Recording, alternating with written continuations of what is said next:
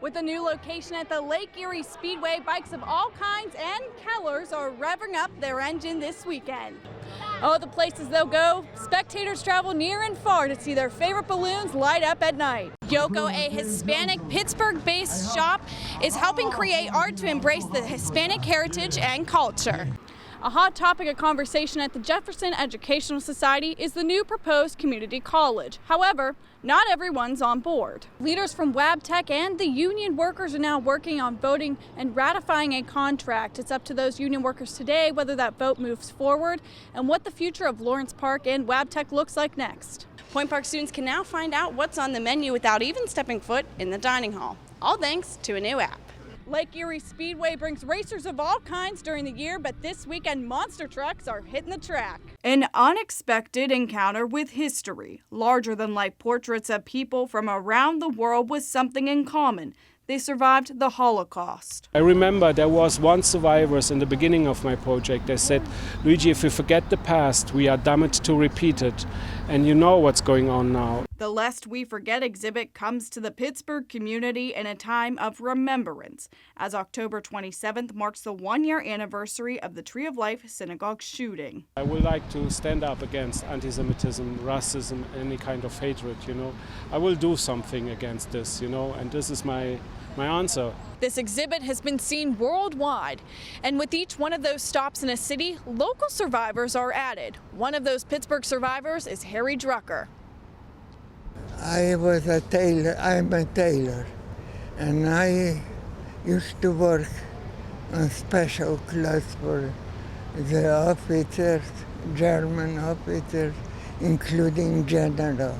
During the war, Harry was detained in a concentration camp in Poland. Approximately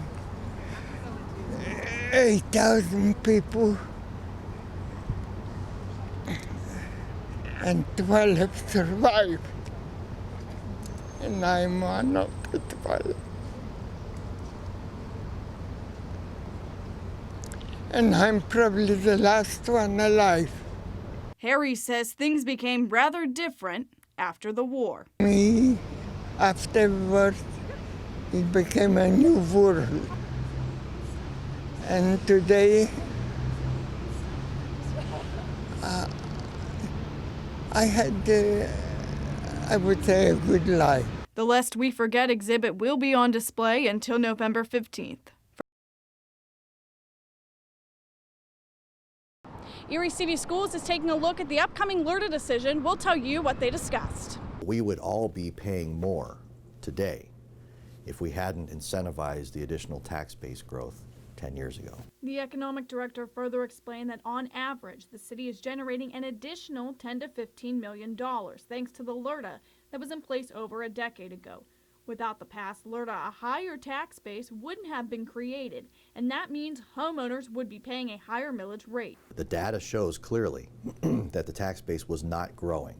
It was actually in a slight decline, and that the last 100% LRTA had actually helped to stop the decline and actually show a small amount of growth. Now, it wasn't enough, but it actually stopped that trend. Erie School Superintendent is informing the board how this LRTA decision could make more of an impact than in past years. Currently on major projects, we're only receiving 10% of the revenue.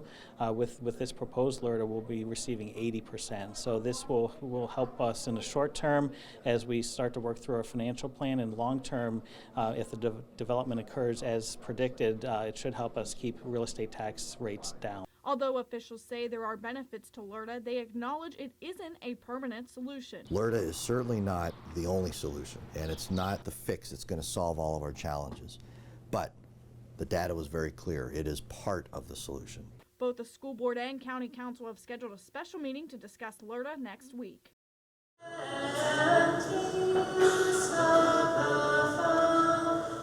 It's one of Erie's most historic landmarks, and you may recognize it from the golden domes that can be spotted when traveling along Erie's East Bay front. 100 years ago, our ancestors came from Russia, my own grandparents included, and settled not only in this community, but formed this parish back in 1919. Since the beginning of the settlement here in Erie, parishioners are still taking part in Russian Orthodox tradition. The anniversary of the church began with a special liturgy. This hierarchical liturgy where we had Metropolitan Hilarion, who is the highest ranking member of the Russian Orthodox Church outside of Russia in the U.S. The memorable weekend continued after the liturgy with a procession around the church with the blessing with the cross at each stop. Lord have mercy, Lord have mercy. The anniversary gives families the opportunity to reminisce on the history behind the church. This really is a family church for us and for many of the parishioners. This church grew up in a community where everybody who went to the church lived within a couple of blocks of it. That's changed. We now live all over, but we all really do consider ourselves a family. Generations are coming together to celebrate the bravery of their ancestors who founded this church 100 years ago. To now still be standing in front of this church 100 years later, and many of those same families are part of our community, it's truly special and beyond words. The Church of the Nativity looks to continue building a strong parish both religiously and as a community. Lake Erie Speedway brings racers of all kinds during the year, but this weekend monster trucks are hitting the track. First time that we got to actually go out on a father-son kind of thing, and my little one here loves monster trucks, so it's mostly for him. The trucks battle in multiple competitions, best trick, full throttle racing, and a no-rules freestyle throwdown. The energy from the crowd usually drives your adrenaline, and you know, when I can hear that inside the truck, I can actually hear the crowd every once in a while over the truck. It just makes me go nuts. A lot of fun. First-year driver Lindsay Ratu shares a message with young girls in the audience. Don't give up. Don't let the boys show you up. Go out there and put on the best you got and show them that girls can do this. The All-Star Monster Trucks are sponsored by Serve Pro of West Erie County.